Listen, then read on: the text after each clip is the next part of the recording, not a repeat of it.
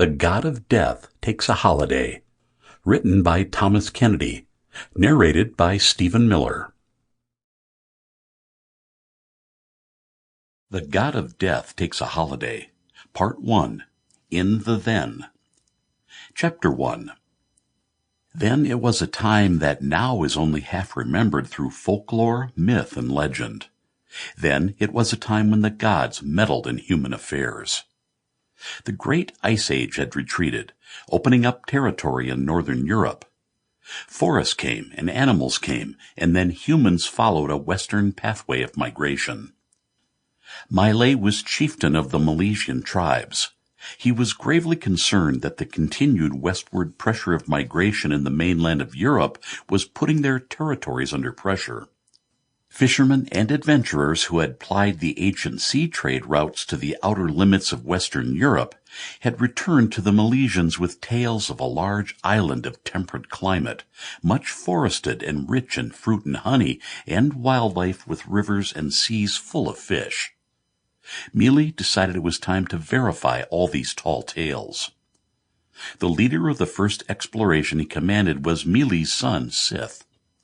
They expected these lands to the western edge of Europe to be empty. Sith went to explore, sailing northwestwards, following the westerly winds in the Gulf Stream of the Atlantic Ocean. Nothing was heard or could be heard of him until his crew returned. And when they did, they brought Sith's dead body, preserved in brine, back with them.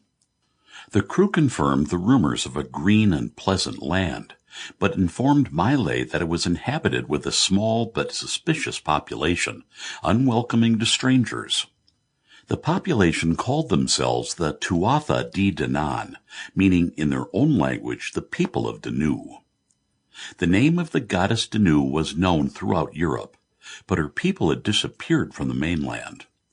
Clearly, they had made this island their new home, having migrated in times past. Mile listened to the accounts of the surviving crew, and he paid particular attention to the report of Amergen, the medicine man who had traveled with the expedition.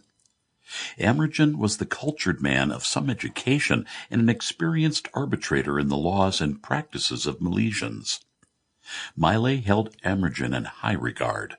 He asked Amergen to give his opinion.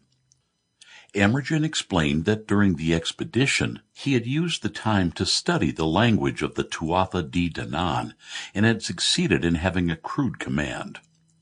He had kept maps and a record of the voyage. He advised Mile that his brother Sith had unwisely relaxed his guard.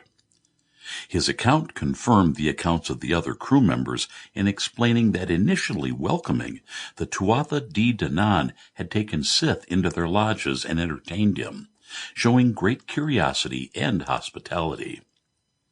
However, as 1 and then 2 months passed, it seemed to the crew that Sith had become almost as native as the Tuatha De Danann, dressing in their manner and enjoying the conversation of their women.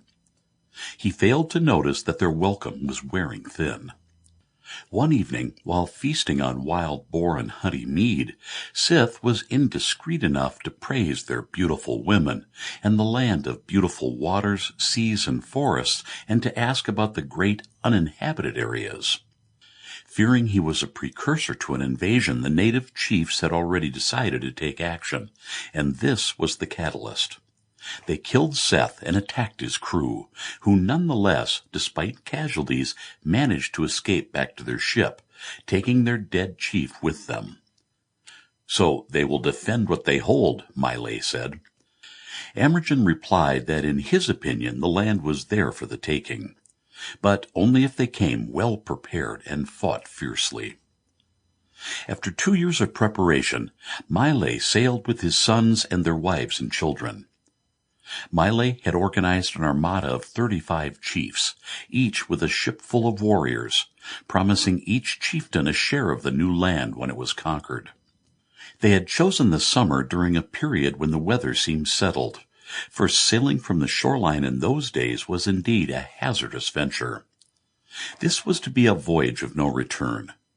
They knew they needed to succeed by the end of autumn so as to be able to winter out in the new land. By making this commitment, they knew they had to Sample complete. Ready to continue?